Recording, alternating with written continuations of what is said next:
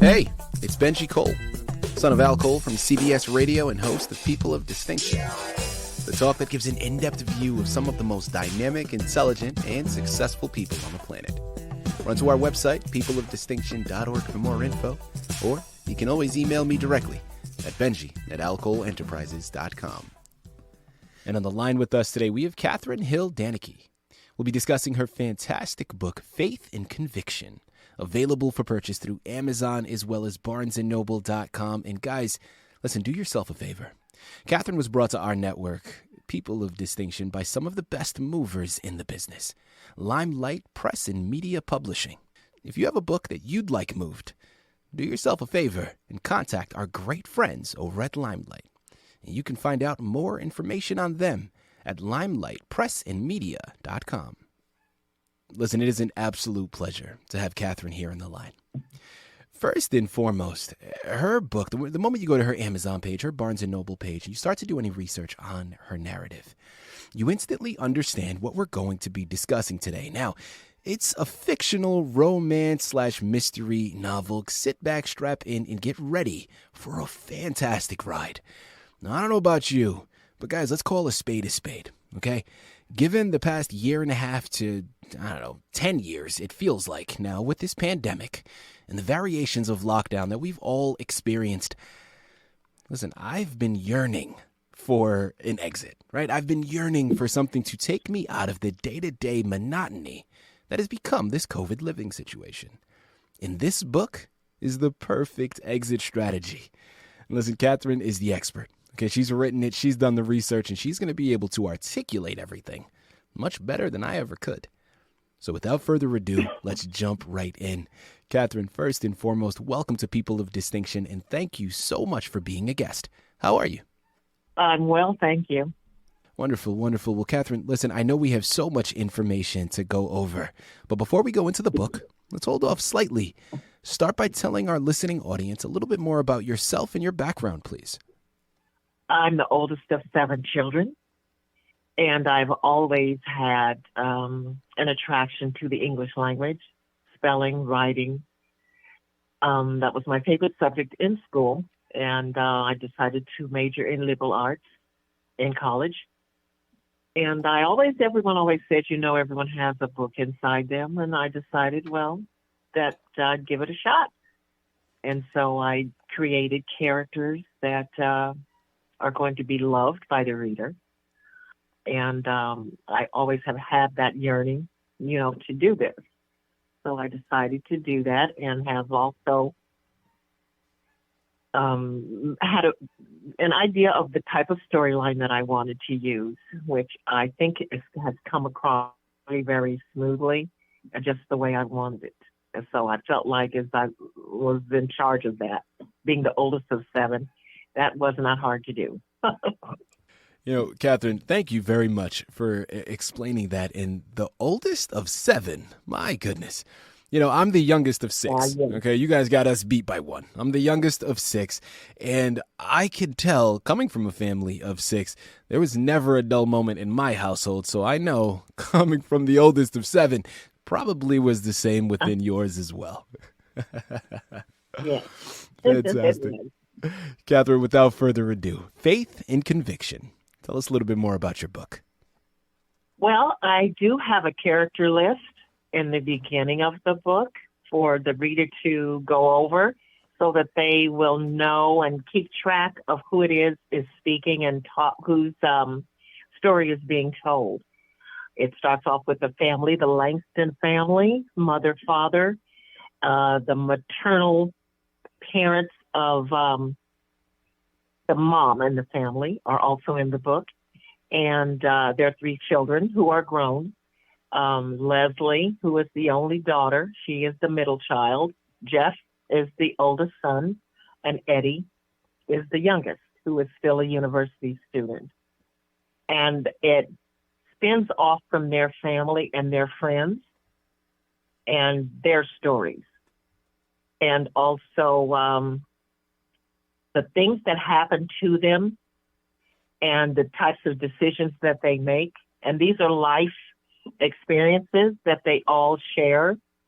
and also romantic interests in marriages that do happen.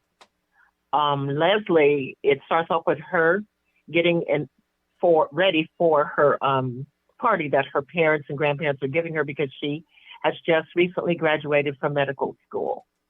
She's brilliant, and she has a plan that she knows her parents are not going to go along with about her practice and where it's going to be located. This is a very wealthy family, but Leslie is not a person who flaunts anything. She is not a show off. She has a dog who's called Kong in the book. He's a black pit bull that she jogs with all the time. And she's had him since he was a puppy. He was a gift to her from her parents. And she has best friends who will be doing and running the business with her. They do open up the clinic, and things go well. The girls who are her best friends, also their personal lives are involved in the book, as well as her brothers and her mom and dad, and it spins off from there. There is some detectives are introduced to the story, and they are solving cases in the book. The most, I'd say the case that is the one that is the main case that they solve is has to do with a person or that I have named as the jogger killer. And he or she targets female joggers who are jogging alone, who have gray eyes. And the way that these women are killed is really horrific because the killer is collecting their eyes. They are removed from their bodies. And so that is the main homicide issue that is being solved by two detectives that are called Emery and Carter, who end up knowing the family of the book and the other people. They end up with a bond, and Leslie is athletic. She's tall. Her eyes are gray, but she always has Kong with her. And so it spins off from there. I introduce lots of professions. Some of the people in the story are journalists. Some of them are nurses, business people, publishers, and it takes off from and spirals into the lives of the things that they do for work. And there are some fatalities in the story. There are also some thugs and hoodlums who just, add a little more flavor to the other side of things. And they are eventually dealt with, but the things that they do and the way they live is introduced also into the story. The age group, I don't really specify. I kind of let the reader figure out what age they are by the different things that I say. And there are a lot of fun times that they do have with one another. And there are some serious issues that do come up also. And they come up with ways to solve them. They have bonded in a way, especially the girls, because they always have prayer with each other. Occasionally when something is just on the verge of, oh no, what are we going to do now? And they do have a bond that they are considered themselves to be sisters forever. And so, and the guys hang out with one another also and do discuss different things that are going on in their lives. Leslie does become a very, very good doctor where she is working. And her best friend's name is Brandy, and she runs the business aspect of the clinic. and is also the fiance of Dr. Dan, who is a terrific surgeon, and I've given him the nickname Gifted Hands, and he saved many a life. And he is a fun-loving, always smiling, happy-go-lucky surgeon, as a matter of fact. And so his storyline is really nice, and he's very well loved by his patients and the people that he works with. Mm-hmm. And I do leave the story with a cliffhanger ending, because I'm almost finished with the sequel to Faith and Conviction that I have not come up with a name for yet. And so the people that have read it so far, some of them are angry with me. Some of them are like, oh, what? Oh, no, So I have had different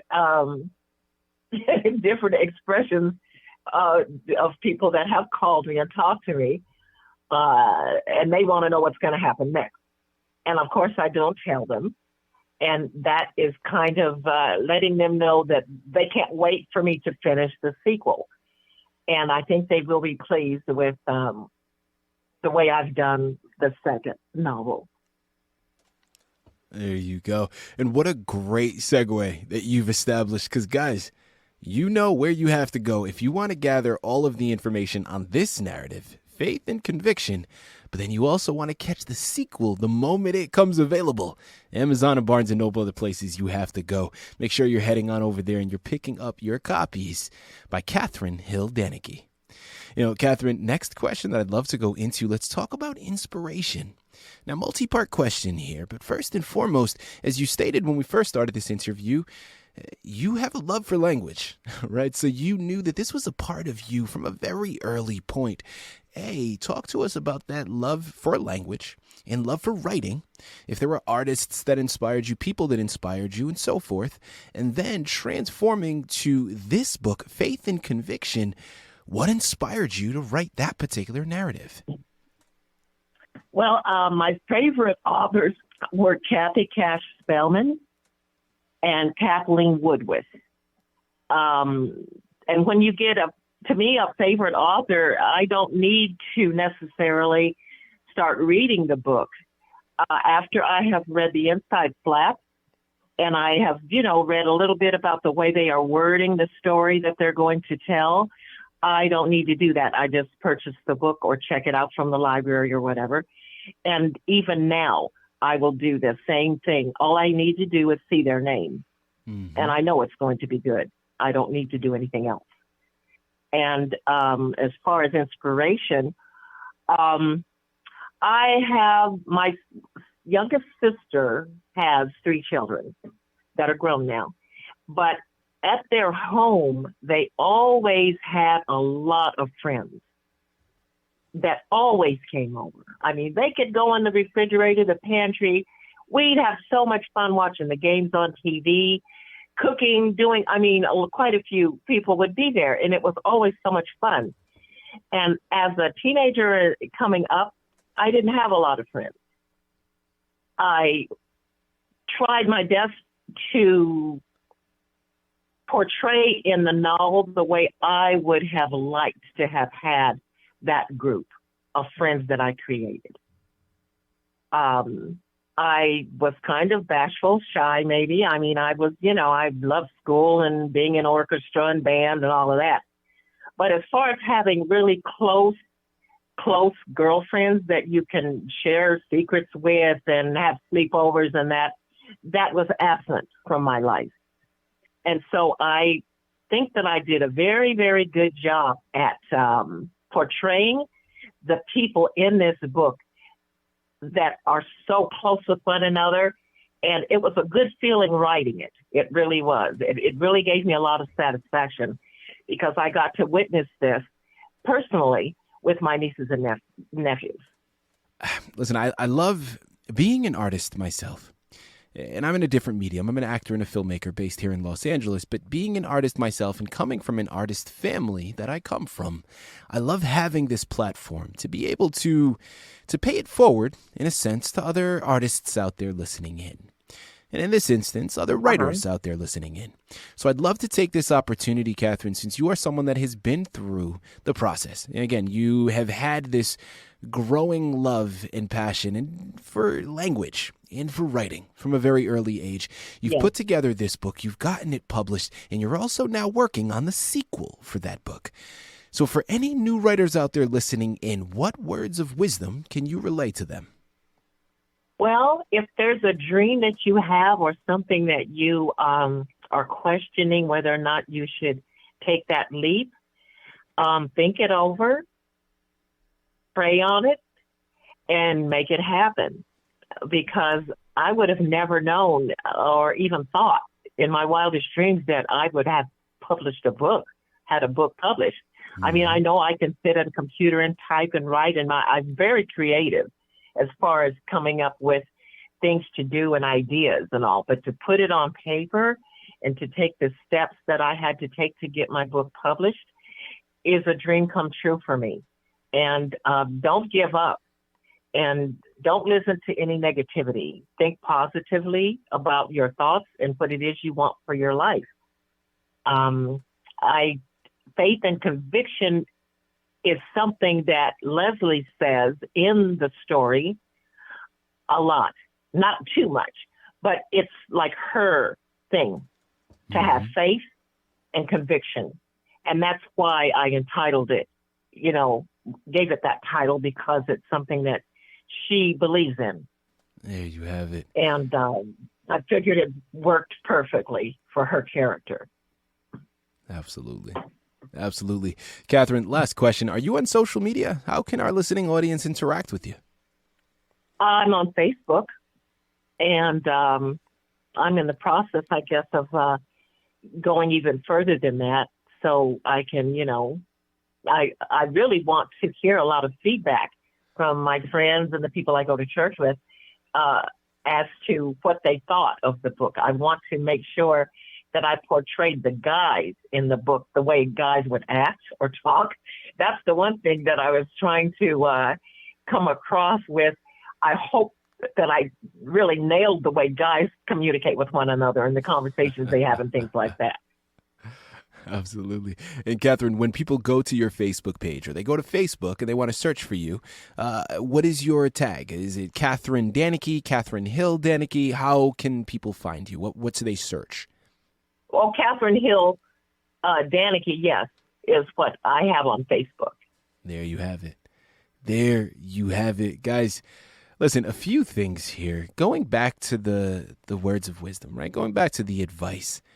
Chase your dreams, never give up. I absolutely love that. Fantastic words of advice for writers, for artists, for people, right? I mean, wonderful, wonderful words for anybody. Guys, we know that a lot of times we forgo chasing our dreams out of fear, right? Out of fear of rejection, fear of failure.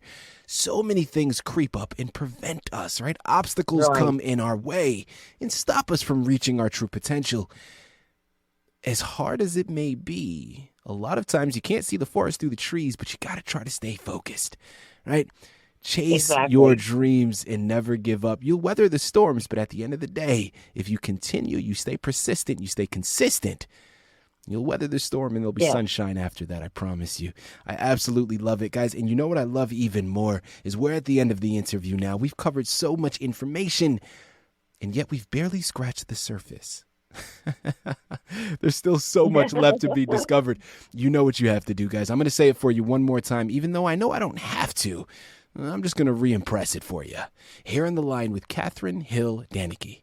We just finished discussing her wonderful book, Faith and Conviction, available for purchase through Amazon as well as barnesandnoble.com. And make sure you're checking in frequently to get the sequel the moment it becomes available. Katherine, this has been an absolute honor. Thank you once again for being a guest with us today on People of Distinction. Thank you so much for having me on.